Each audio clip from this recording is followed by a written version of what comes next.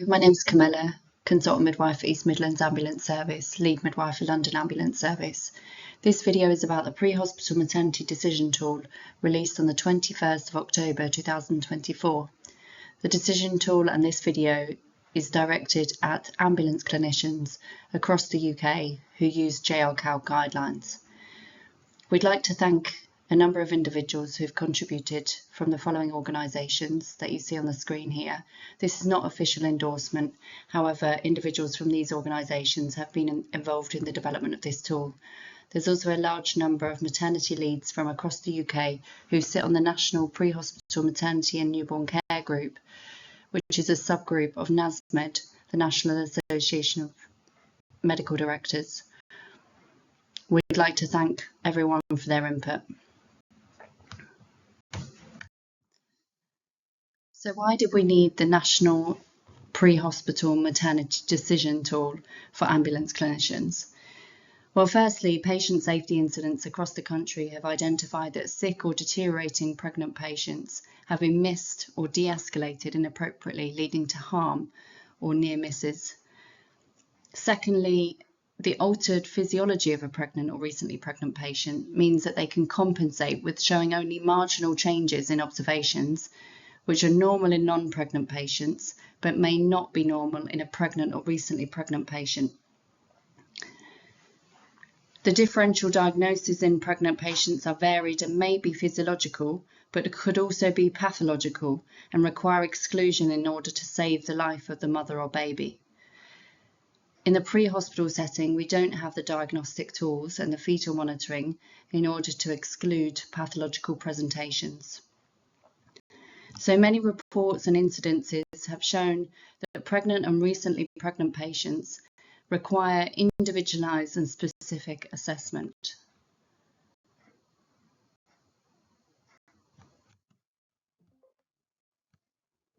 Embrace stands for Mothers and Babies Reducing Risk Through Audit and Confidential Inquiries.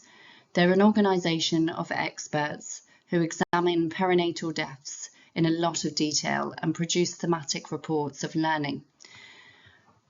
The report findings that you see on the screen are from October 2024 and relate to maternal deaths and morbidity between the years of 2020 and 2022.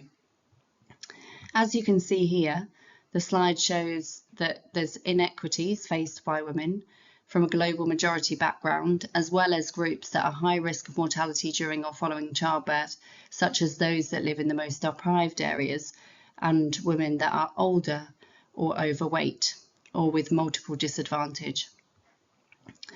The slide also shows that blood clots was the reason that the majority of maternal deaths occurred in the UK during these years, but also COVID-19, cardiac disease, mental health conditions, sepsis and epilepsy were also significant concerns amongst maternal deaths. Learning from this report shows that there is a significant importance of individualised and specific decision making when looking after women during and following pregnancy. This tool has been developed from learning from this report and other Embrace reports and other reports into maternal and fetal mortality across a number of organisations.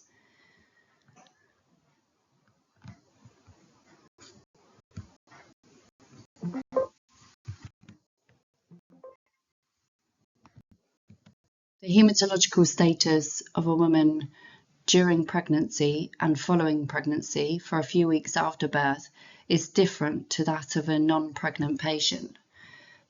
There is a larger circulating blood volume, various hormonal changes, hemodilution, increased cardiac output, and this means that women can compensate for a long time without showing signs of being sick.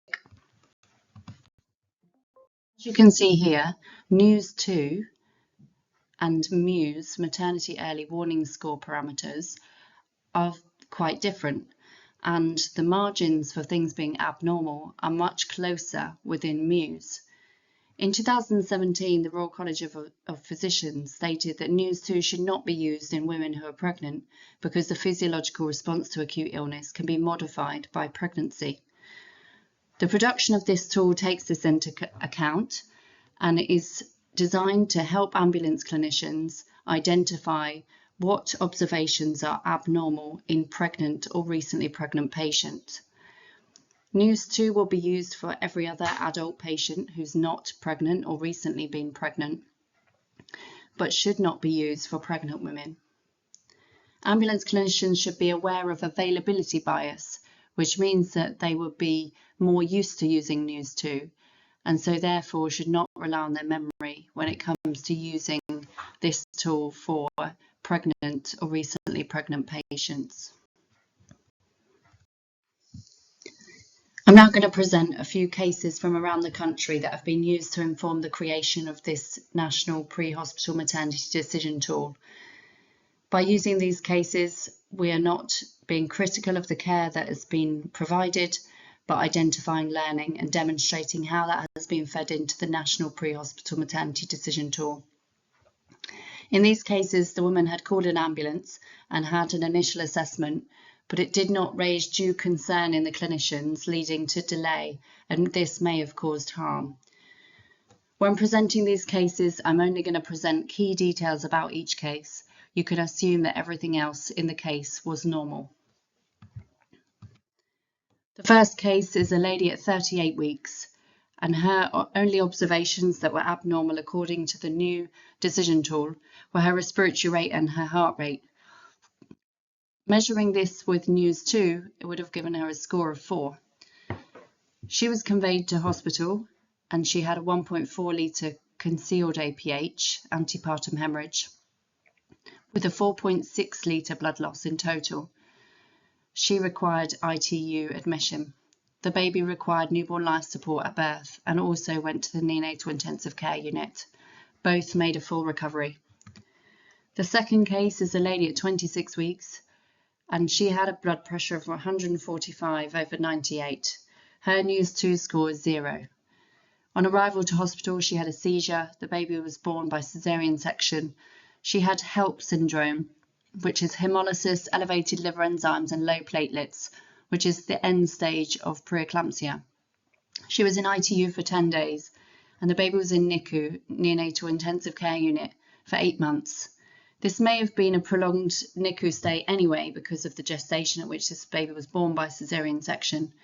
However, early identification in the pre-hospital setting of preeclampsia or this abnormal blood pressure may have helped her to have a timely assessment in hospital. This lady at 36 weeks had an 80 ml blood loss, APH, which stopped. Her News 2 score was 0. On arrival to hospital, the baby's heart rate was bradycardic, so it was about 60 beats per minute. The baby was born by category 1 caesarean section, but sadly they were unable to resuscitate the baby. The tool demonstrates that any bleeding after 20 weeks should always be seen as a red flag, even if everything else is normal, and requires a time-critical conveyance to maternity, even if the blood loss stops. We would refer you to the bleeding after 20 weeks guideline and algorithm to find out more about that red flag. At 37 weeks, this lady had a temperature of 37.7 and her heart rate was 114. Her News 2 score would have been 2. Her waters were broken on arrival to hospital, and she had a category 1 caesarean section for fetal hypoxia.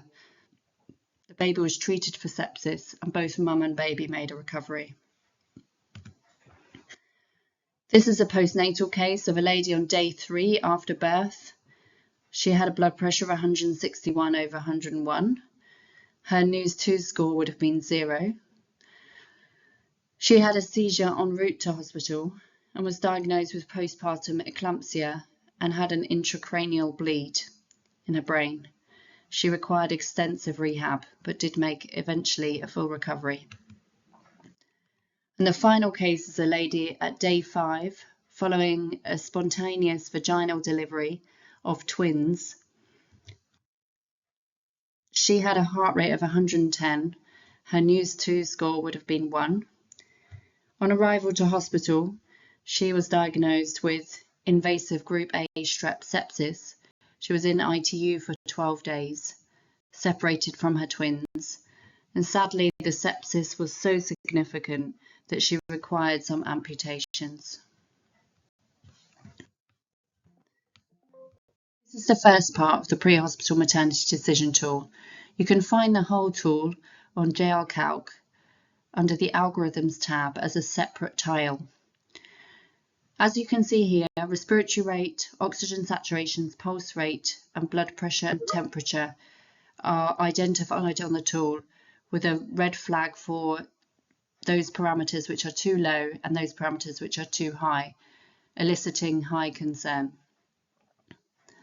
It's worth noting that for pulse rate, there is one value which is normal during pregnancy and up to 48 hours after birth, and one parameter which is for the pulse rate from 48 hours after birth.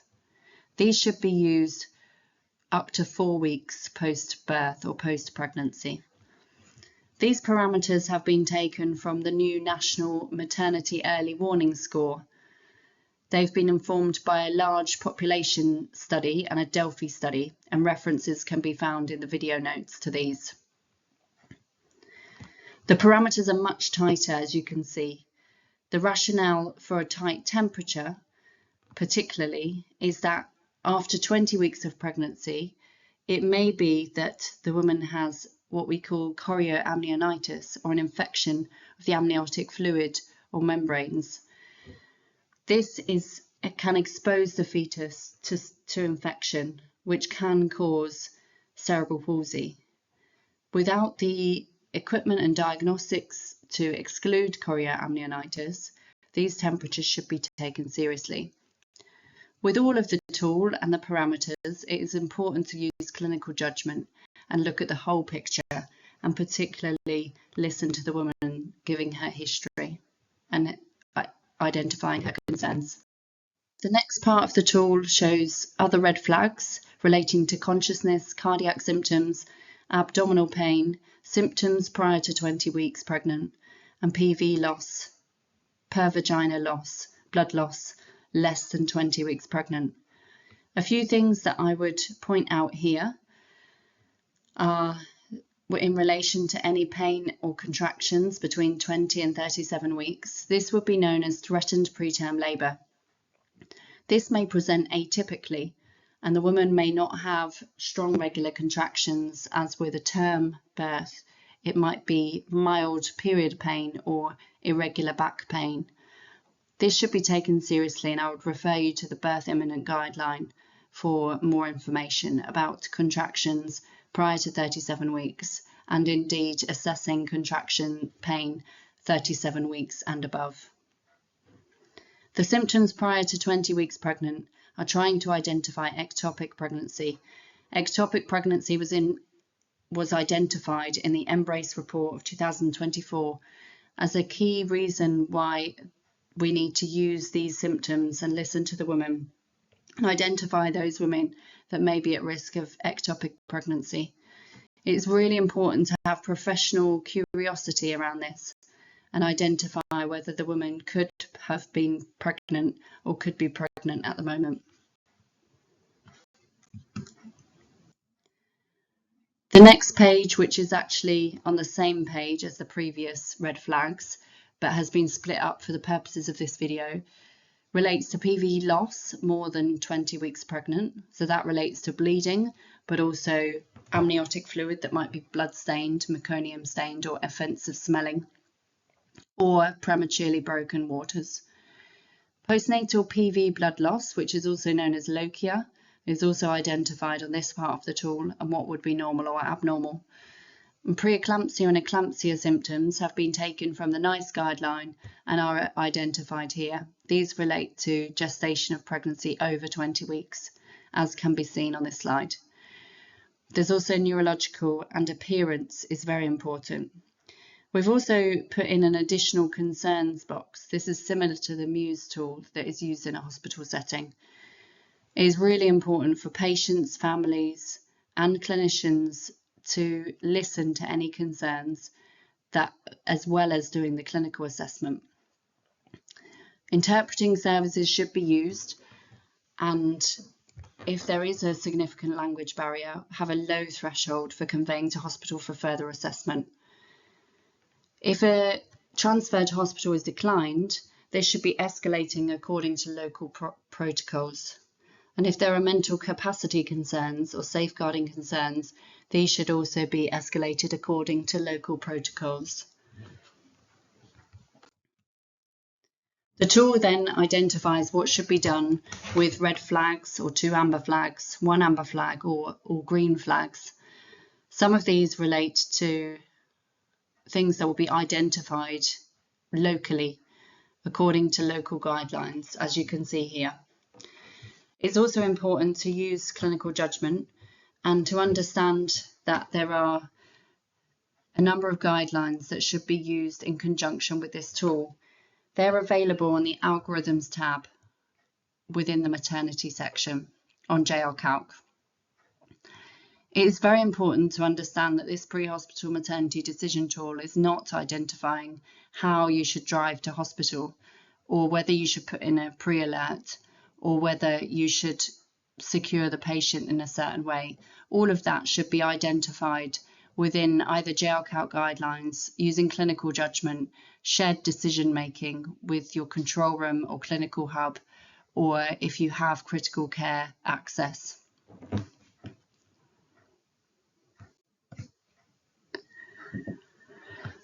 So just to be clear about the process, if the ambulance service attend a pregnant or recently pregnant patient, the pre-hospital maternity decision tool should be used every time in conjunction with other JRCALC guidelines. In general, if they're under 20 weeks, they're going to go to ED, and if they're over 20 weeks, they're going to go to the maternity unit. An SBAR pre-alert should be used in accordance with local guidelines, but also clinical judgment. So, for example, over 20 weeks, have a low threshold for pre-alerting the maternity unit if there's any red flags, so that they can prepare for arrival. If the woman is under 20 weeks, you would pre-alert, generally speaking, in accordance with your non-pregnant pre-alert guidelines. Make it very clear to whichever department you're travelling to that the woman is pregnant or recently pregnant. The maternity unit receiving a patient over 20 weeks should do their own assessment of the woman on your arrival. So if you've identified red flags, it doesn't mean that the woman goes onto a red pathway on arrival to hospital. A new assessment needs to be done within BSOTs or the triage system that is in place. I'm now going to present an example case of where the National Pre-Hospital Maternity Decision Tool parameters were used. So a woman was presenting in labour with no urge to push, but vomiting. The ambulance clinicians take the observations and the history. And this is the history. She's 39 weeks with an uneventful pregnancy. Contractions started 6 hours ago. She's got no urges to push. She's vomited ×2 and she feels unwell. And this is the history that is taken directly from the woman. The ambulance clinicians in this case had access to the parameters and took the clinical observations, which can be found here. So you can see here that this woman is tachypneic. She's got low saturations on air according to the tool, both red flags. Her pulse rate is 115, which is an amber flag on the tool, and her temperature and blood pressure are normal. You can see that they've introduced oxygen and the observations have been retaken. The observations stayed about the same as the observations on the right hand side. They were retaken every 5 minutes on the way to hospital. So after the decision tool was used to identify which observations were abnormal, a pre-alert was placed to the maternity unit. The situation was given as patient in labour, the background that she's 39 weeks pregnant with contractions and vomiting. The assessment that she's got high respiratory rate, low saturations requiring 2 litres of oxygen and a high heart rate. So just the abnormal observations were presented within the pre-alert. And the recommendation that are coming to labour ward now and that the ETA is 20 minutes. You'll notice that this pre-alert was a one-way conversation and wasn't a full clinical handover of the patient's condition. That could be done on arrival to hospital. Extrication and transport was timely. They were on scene for about 12 minutes, and observations, as I mentioned before, were done every 5 minutes en route according to the tool. The first set of observations done by the labour ward are presented here.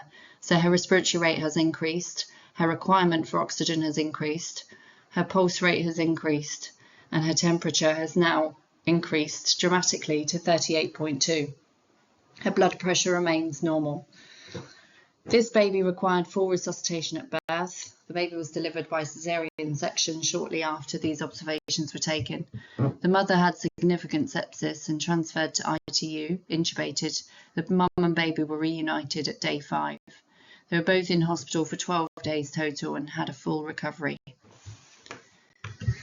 So the reflection about this case is that when they were first presented with that woman who was having contractions at 39 weeks, not imminently birthing and vomiting, it may have looked like a fairly normal situation. The main red flag during the history taking was that the woman felt unwell, and she reported that to the ambulance clinicians. The observations were then taken and were acted on in a very timely way. Respiratory rate is particularly important to take care of, and it is really important not to excuse a high respiratory rate for something else that might be normal.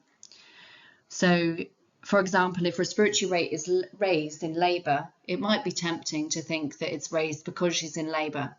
But actually there's a significant amount of significant clinical presentations which may be the cause for the high respiratory rate. So, for example, peripartum cardiomyopathy, a PE, anemia, could be pulmonary edema, could be sepsis, as in this case. It could be new onset asthma or a development of pre-existing asthma, unusual to have new onset asthma but not impossible, or pulmonary hypertension. Without the ability to exclude these pathological reasons for a high respiratory rate, it is always important to take it very seriously. In regards to sepsis, babies that are exposed to infection in utero are 5 times more likely to get cerebral palsy, and with added hypoxia, this significantly increases the risk of cerebral palsy. And a key reflection from this case was always to listen to the woman. And we know from the recent Embrace report that actually within history taking, often the diagnoses of the patient can be identified. So in this case, the use of the tool enabled the clinicians to identify a sick pregnant patient early and act swiftly. So the tool should be, as I mentioned before, used whenever the patient is pregnant, suspected pregnant, or recently pregnant, within 4 weeks of a miscarriage, stillbirth, live birth, or termination of pregnancy. And you may need to be professionally curious about these things. So it may not be immediately obvious when attending a woman of a childbearing age that she has been pregnant within the last 4 weeks, especially if she's had a baby loss or there's significant safeguarding and so the baby is not with the mother. Well, there could be another reason why it's not immediately obvious. So you need to use your professional curiosity to understand whether a patient has been recently pregnant. And then if you identify that they have been recently pregnant, make sure that you don't use News 2 and you use the parameters and the red flags on this tool. And as mentioned before, this tool should always be used in conjunction with other JRCALC algorithms and local guidance. This tool overall is really helping ambulance clinicians to convey with confidence. Don't rely on your memory. Remember postnatal women. We know that in the Embrace report, 70% of the maternal deaths during that time period were in the postnatal period. It's only for use by ambulance clinicians, so it's not for use by community midwives or obstetricians working in the community setting. They should use their own guidance. And as mentioned before, always use your clinical judgment. and decide separately how to drive to hospital and whether to put a pre-alert in using local guidelines. So, for example, if a woman is 15 weeks pregnant and the only red flag is a low-grade pyrexia at 37.4, you should decide to take that patient for an assessment, but you may decide to drive under normal driving conditions. However, if she has bleeding in pregnancy after 20 weeks, so say for example at 39 weeks pregnant, we know from the bleeding after 20 weeks guideline that despite having normal observations or the bleeding stopping, that's always a time critical assessment that's required. So you should absolutely get the woman for an assessment in a time critical fashion. So that's what I mean by clinical judgment and using it appropriately. Some women that you convey to hospital confidently, having used the tool, will end up being fine despite having red flags, and after exclusion of pathological causes they may end up being fine, and that is important that we continue a culture of that being okay. When red flags are identified, we would recommend that a one-way conversation to maternity is had, and we don't ask for advice from the maternity service about those red flags. We don't want the care de-escalated inappropriately. We would advise that you can share decision making and should share decision making within your own trust using your local service protocols. This is because multiple cases within UK ambulance services have been identified where an ambulance clinician has identified red flags but then called the maternity unit for advice. And that has led to delays or de-escalation and in some cases patient harm. There's also documentation and governance challenges because that call is often not recorded, and if there was to be patient harm, there is a concern over not being able to identify the advice that has been given. So as mentioned before, this tool went live on the 21st of October 2004 and can be found on JRCALC. There will be a webinar for maternity services and for ED in order for them to understand the Prehospital Maternity Decision Tool and why those patients will be conveyed to them in a more of a timely way. We are reassuring them that we don't expect that more patients will be admitted via ambulance, but just that the patients that are admitted in a timely way to identify those patients which are sick and need immediate interventions. There will be an audit by ambulance services regionally, and that will feed into a national audit. And there is a plan to integrate the tool into electronic patient record systems in due course. We would recommend that as the tool is live, that News 2 is not used any longer for any patient that is pregnant, suspected pregnant, or recently pregnant. As mentioned at the beginning, there's been a wide range of stakeholders consulted within the development of this tool, and there has been a number of authors which you can see on the screen here, and we'd like to thank everyone for their input and support. And finally, here are some contact details for you: an email address for the National Prehospital Maternity and Newborn Care Group, and also the Twitter handle. There's also an evaluation form for this video. This is the first video that we've done in this way, and we'd really appreciate your feedback so that we can use the feedback to develop videos like this in the future if they are helpful. Thank you very much for your attention, and please feel free to share this video with any ambulance clinician that is working in the pre-hospital setting across the UK. Thank you.